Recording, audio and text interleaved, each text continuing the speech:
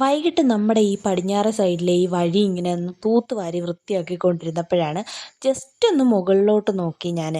അപ്പോൾ ഉണ്ടടാ അതാ ഒരു പേരയ്ക്ക ഇങ്ങനെ പഴുത്ത് നിൽക്കുന്ന നല്ല മഞ്ഞ കളറിൽ. നിങ്ങൾ കാണുന്നുണ്ടോ? ഞാൻ ഈ സൂം ചെയ്യുന്നത് പേരയിലോട്ടല്ലെന്ന് പിന്നീടാണ് എനിക്ക് മനസ്സിലായത്, അത് ചെമ്പരത്തിയായിരുന്നു. പിന്നെ ഞാൻ പേരയുടെ അവിടോട്ട് സൂം ചെയ്യുന്നുണ്ടേ. കണ്ടോ മഞ്ഞ കളർ ഇലയുടെ അടിയിലൊരു പേരയ്ക്ക ഇങ്ങനെ നല്ല വിളഞ്ഞ് തുടുത്ത് നിൽക്കുന്നത്.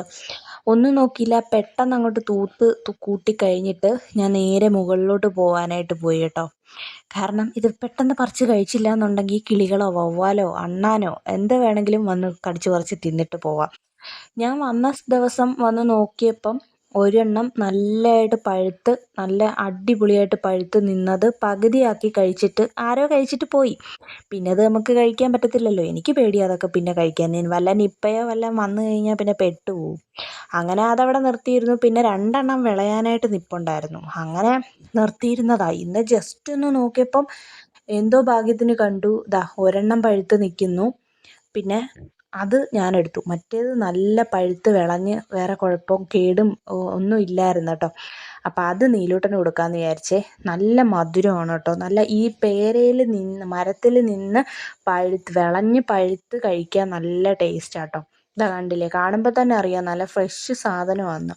അവിടെ വെച്ച് തന്നെ നമ്മുടെ ടാങ്കിൻ്റെ അടപ്പങ്ങോട്ട് തുറന്നിട്ട് അതിൽ നിന്ന് വെള്ളം പിടിച്ചപ്പോഴത്തേനും ദാണ്ട ഓര് വെള്ളം, കറക്റ്റ് ഓര് വെള്ളം, നല്ല ഓരുണ്ട് കേട്ടോ. നമ്മുടെ ഇവിടെ വയൽ സൈഡ് ആയതുകൊണ്ട് നല്ല ഓരുണ്ട് നമ്മുടെ കിണറിൽ. അപ്പോൾ ആദ്യം വന്നത് ഓര് വെള്ളമായിരുന്നു. പിന്നെ നല്ല തെളിഞ്ഞ വെള്ളം വന്നപ്പം പേരയ്ക്ക നന്നായിട്ട് അങ്ങോട്ട് കഴുകിയെടുത്തിട്ട് നീലൂട്ടിന് കഴിക്കാനായിട്ട് കൊടുത്തു കേട്ടോ. ഇങ്ങനത്തെ സാധനങ്ങളൊക്കെ പിള്ളേർക്ക് കൊടുക്കുന്നത് നല്ലതാണല്ലോ.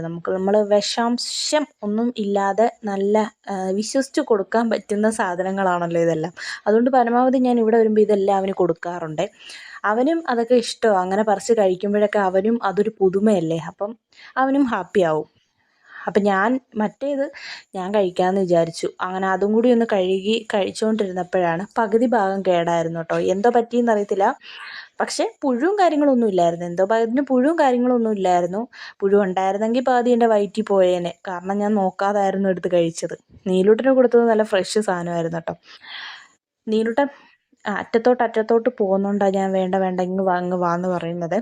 അപ്പം നല്ല മധുരം ഉണ്ടായിരുന്നു കേട്ടോ. നല്ല ടേസ്റ്റും ഉണ്ടായിരുന്നു. അവിടെ നിന്നങ്ങ് കഴിക്കാനായിട്ടായിരുന്നു എനിക്ക് കൊതി.